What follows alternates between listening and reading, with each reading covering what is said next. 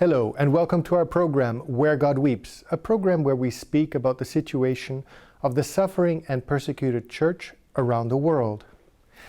India is the second most populous country in the world with almost 1.2 billion people, of which 83% are Hindu, with the remainder Muslims, Buddhists, and Christian denominations. Less than 2% of Indians are Catholic. Although a minority, the Church plays a significant role in healthcare, welfare services, and education across the country.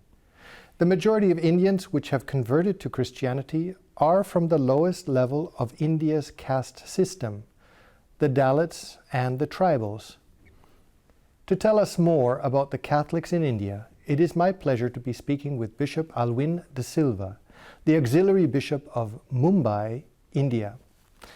Your Excellency, thank you for being with us here today in our program. I'm very happy here to be with you, Mark, and to share my ideas and feelings with you.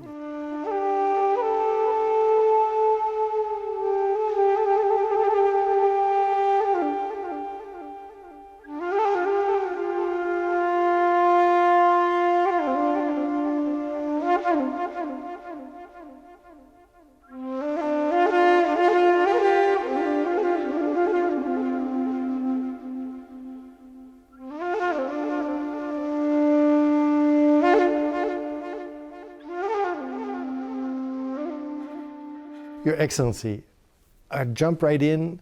6,000 people attended your Episcopal ordination with that of Father Barato in Mumbai. Is this a usual or is this a rather extraordinary number of people attending Episcopal appointments? I could say it is a bit unusual because after a long time, the two of us were parish priests who have become bishops. The others usually are in the curia, but we were two priests who were parish priests of very large parishes, and that may be the reason why we had such a big crowd for our Episcopal ordination. I saw a little bit some of the pictures, and they looked like it was a great festivity. Crowd, yeah. Your Excellency, you once stated, "The voice of the people is the voice of God."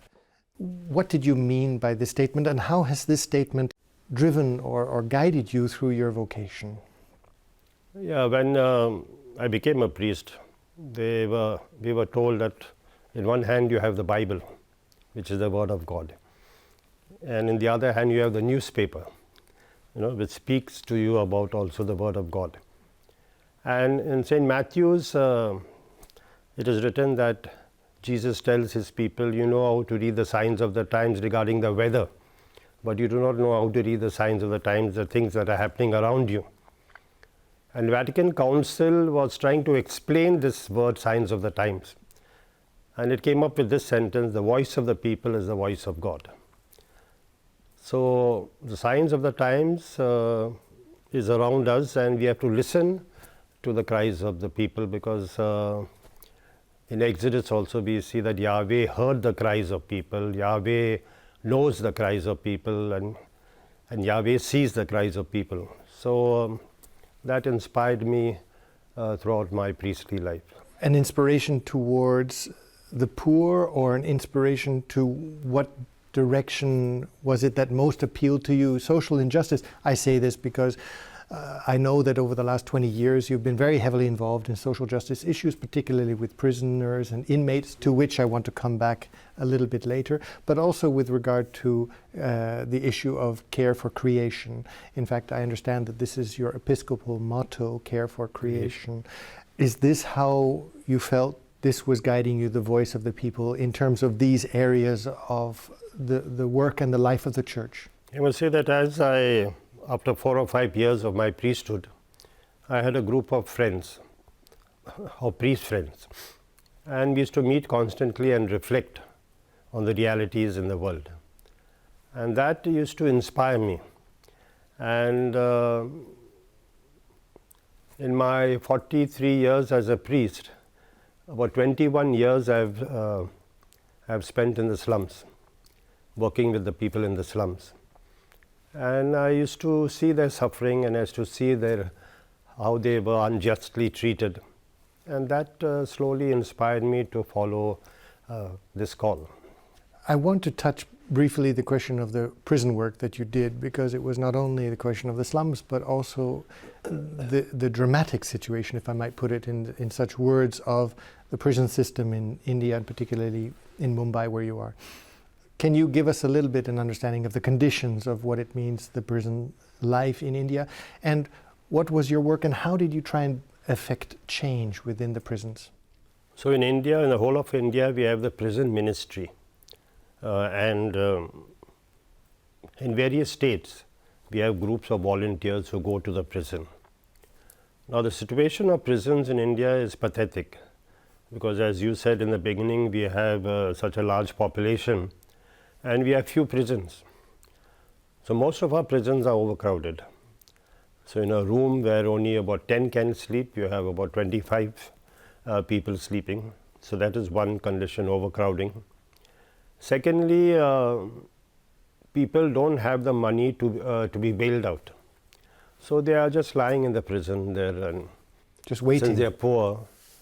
And of course, we have a funny understanding maybe in India, of course not with all the Indians, that once he is in prison, that means he is condemned. No, he has committed a crime. But unless he is tried and convicted, only then we can say that he has committed that crime.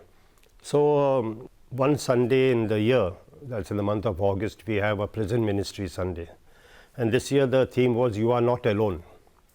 So, we are with you. So, a number of volunteers go to each prison, because there are certain restrictions, but we counsel them, we teach them certain skills, we try to bail them out. If they don't have any money, we try to bail them out. So, in that way, we reach out to the prisoners. I want to jump briefly to the issue of the care for the environment. Of course, in India, and particularly the mega cities like Mumbai, and as you mentioned, in the slums, the situation must be dramatic. How did you see your work here, particularly in the area of the slums, trying to, when people are, I suppose, living hand to mouth, also educating them in terms of hygiene and the question of pollution? I got involved in this global warming and the climate change because the World Council of Churches invited some of us to be part of their program some 15-20 years ago. And in the beginning it was very difficult to understand these concepts of global warming and climate change, but slowly we realized that this is a very important issue. And I feel that the people in the slums take care of themselves. It is the rich people who are in a way polluting the city. The industries. Yeah, the industries and the multinationals. The slum people, we say these are the people who need to be converted, but I think the other group needs to be converted and their attitude to be changed. So I got involved in this climate change, and at present I am the Secretary of the Office of Human Development and Climate Change of the FABC. That's the Federation of Asian Bishops Conference. And the Pope's encyclical 3 years ago gave us a great boost. And therefore, we realized that this is a very important issue, and people say that the world will not last after 2050. Of course, some will laugh and say no, but I think it's a very serious issue that we are facing. We have to address. We have to address it. Among these many tasks that you have on your desk, you have another one, that is, you're a member of the Justice and Peace Commission, again for the Bishops' Conference. And I want to tie this into the question of the Dalits. How do you see your work as a member of the Justice and Peace Commission, and particularly in relation to those who are outside the caste system, they used to be called the untouchables, no? The Dalits, who in fact make up the majority of the Catholic population? I've been involved in the Justice and Peace Commission even as a priest in the Archdiocese of Bombay. Of course, now as a bishop, I'm a member of the Justice and Peace Commission of the Bishops' Conference. My involvement in this Justice and Peace Commission was mainly in human rights. we tried to defend the rights of Dalits, of women, of the slum dwellers. So we constantly worked for the rights of people.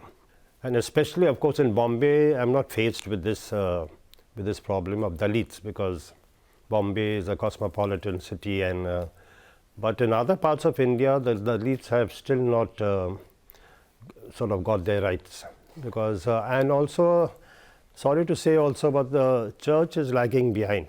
The church also is not taking this issue very seriously.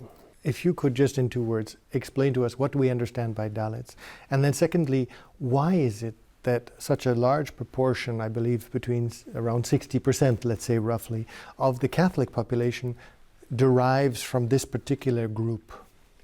Yeah, one thing is that India has a caste system, and the Dalits are the lower caste.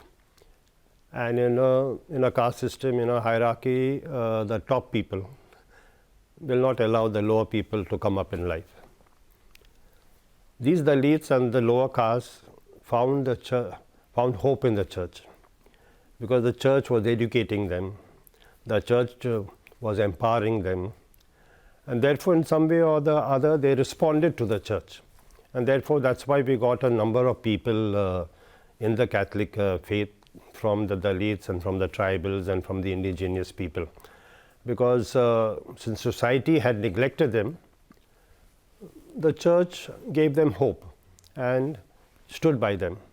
And therefore, in some way or the other, they turned to Christ and they became Catholics there. And I suppose also the education system that is offered by the Catholic Church is a sense that they have the opportunity to rise above their rank.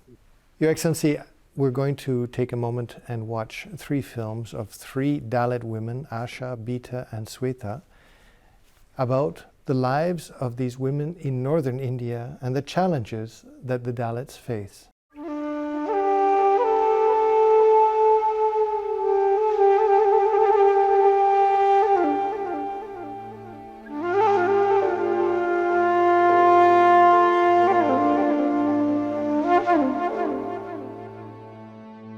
Before I became a Christian, I had a lot of hardship and pain.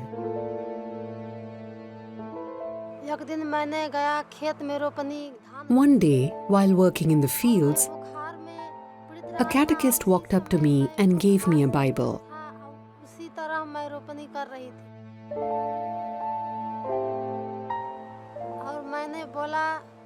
I was comforted when I read the word of the Lord. So, I kept on reading and rereading my favorite passages.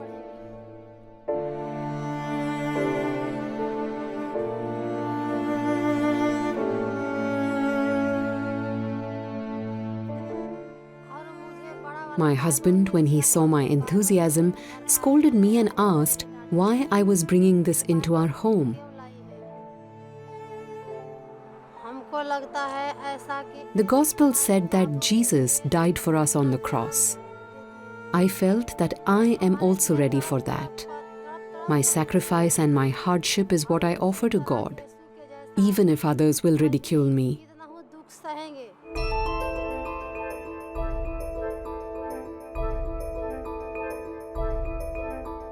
My children were hungry and I was not able to feed them. I was very sad, but I kept on reading the Bible.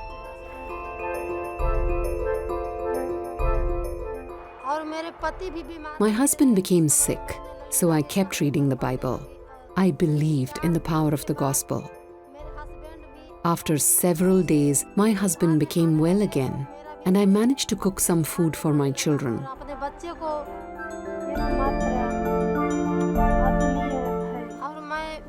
I started going to church along with my husband. My children's health has gradually improved.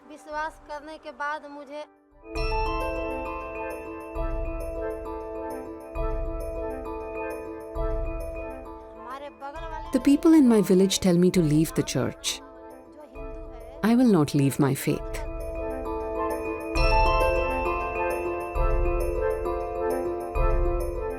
My faith has grown very strong since that day in the field when I met that catechist.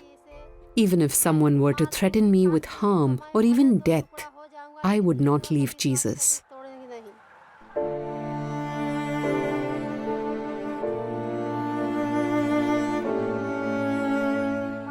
I am poor, and sometimes I beg others for food and clothing for my children. I am alone and rejected in this world. But deep inside, I know the Lord is always with me.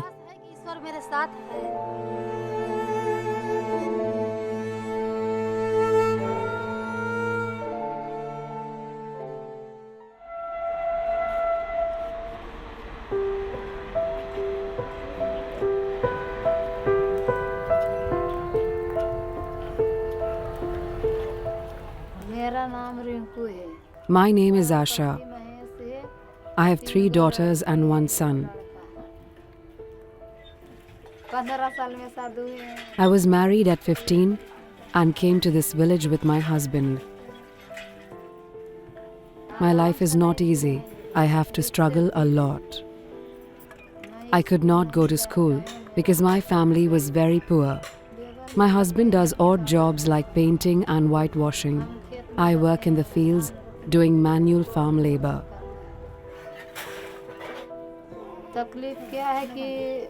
I earn 50 rupees per day.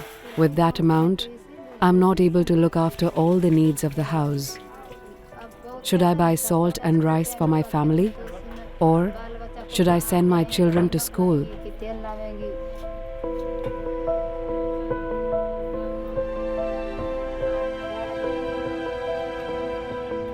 My house is broken down. I cannot repair it. There is not enough space.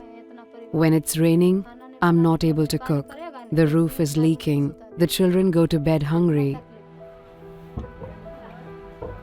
I struggle in the fields, and I wish that my children do not have the same life.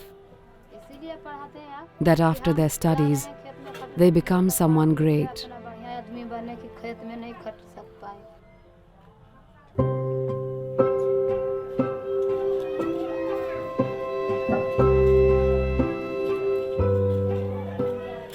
Sunday, I go to church with my children. At home, I pray to our Mother Mary. I ask Mother Mary to protect my children and spare all of us from evil. Our Lady is my mother, and she shows me the way. We are living in this corner of the world, forgotten by all. There are so many poor people in this place. Please help us.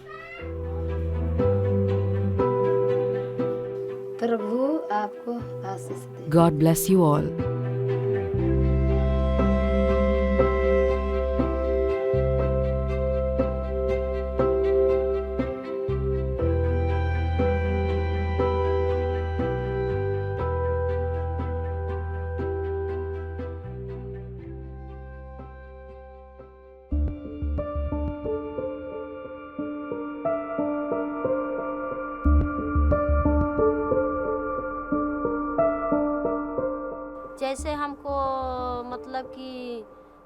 As my love for Jesus grew deeper, the conflict between me and my husband intensified.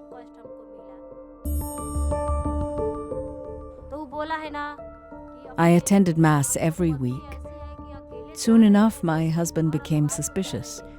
His friends asked him, why should she go every Sunday alone and not work?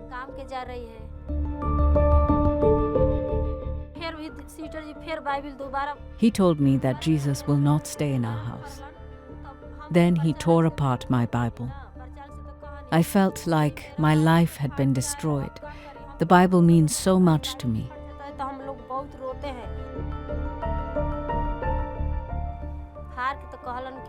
But I was determined. As long as I live, there will be a Bible in my house.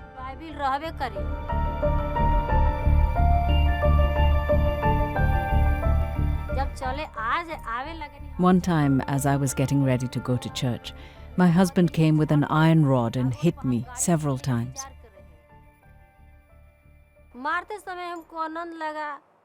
I felt that Jesus was with me, that he protected me from harm because I was not hurt. This filled me with great joy.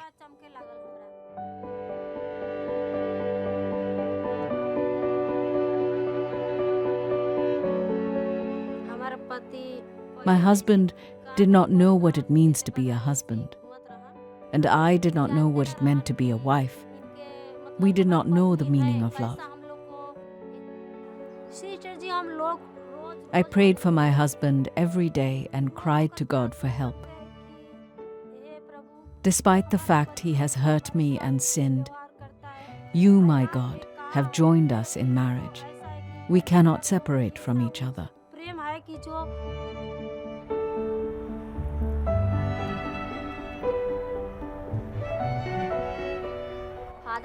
The parish priest sent us to the pastoral center in our diocese.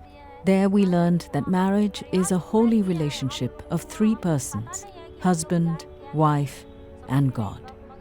These classes changed my husband and saved our marriage.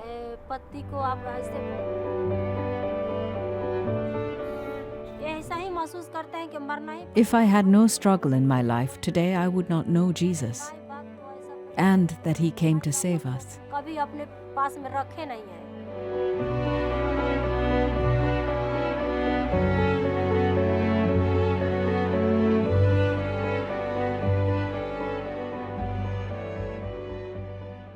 Welcome back, ladies and gentlemen, to our program Where God Weeps. We're here with His Excellency Bishop Allwyn D'Silva, the Auxiliary Bishop of Mumbai in India, and we're talking about the situation of Dalits and the work of His Excellency in trying to improve their situation. Your Excellency, thank you again for being with us today in our program. Your Excellency, we've talked a little bit about the story of the Dalits and their situation. What is it that you in your office, how are you trying to help these people? I would just like to clarify a point that in the Catholic Bishops' Conference of India, we have a special commission for Dalits and scheduled castes. So in a way, it is their work to look after the Dalits, and they are trying to ask the government not to exclude them from giving them certain benefits. Because the government is saying that once you become a Christian, then you're not a Dalit. Yes, if I understand correctly, as a scheduled caste, you receive a certain amount, you get some financial benefits. But the moment you become a Christian, you are no longer considered and you are out. But this is actually a sign of faith for those Dalits who, knowing this, nonetheless convert to Christianity. Yeah, but we are saying that even though they have become Christians, of course, it's not just. The argument of the government is now once you are a Christian, that you are going to get a benefits from being a Christian. But it is not so. Of course, you can join the education system, you can get other benefits. But the main issue is that these Dalit Christians and these Dalits who have also joined some other religions continue getting their benefits from the government. So this is the main issue which we support the Commission for Dalits and Scheduled Caste. One of the unsung stories in India is the service provided by the Catholic Church in terms of education.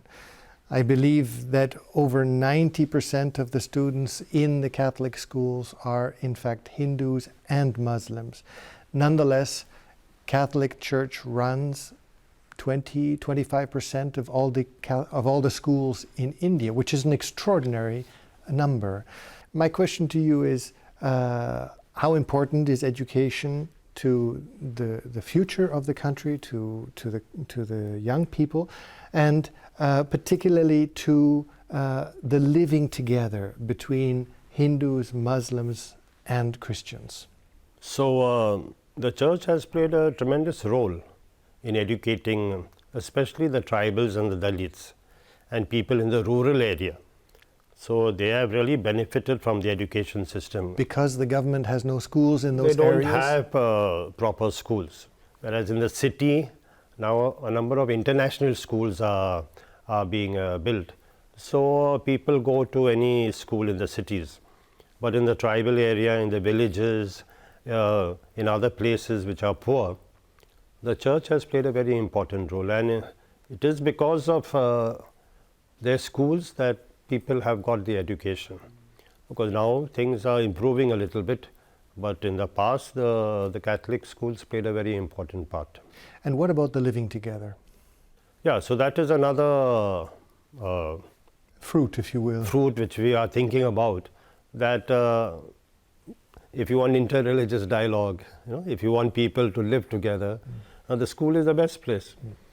Because there we teach people how to be together, how to live together, how the Hindus, Muslims and Christians, they study together, they play together. Of course, when they come out, they can be indoctrinated and they can be influenced. But in the school, there's quite a good harmony, and the people look to our schools, look up to our schools, because we give them a certain type of education. Yes, if I understand, values and they're very sought after, the Catholic schools. schools. The challenge, if I were to say, if you were to put a finger on what would be the largest challenge that the Catholic Church in India faces today, as concerning the whole country, let's say the global picture, what would you say is the biggest challenge facing the Catholic Church today? I think there is a growing tendency of intolerance towards the church, and that is a sad part by certain sections of society, where they are showing a bit of intolerance. They are disrupting our work. Of course, I don't say it is in a large scale, Yes. but slowly it is growing, and that is a sad part, where India has always been a tolerant country and we are open to all types of religion. But now there's a tendency of intolerance that is growing and which is affecting the church also. This would be coming from radical groups within the Hindu community, for example. Yeah, radical groups. And I guess interreligious dialogue is Very important. is the key. Key. Your Excellency, thank you very much for having been with us today in our program. Thank you. And thank you, ladies and gentlemen, for having been with us today on Where God Weeps. If you'd like to know more about the work of His Excellency in the Archdiocese of Mumbai, or perhaps how you might be able to help with the question of the tribals or the Dalits, as we have spoken, I would encourage you to look at the contact information at the end of this program. And we look forward to seeing you next week. Take care.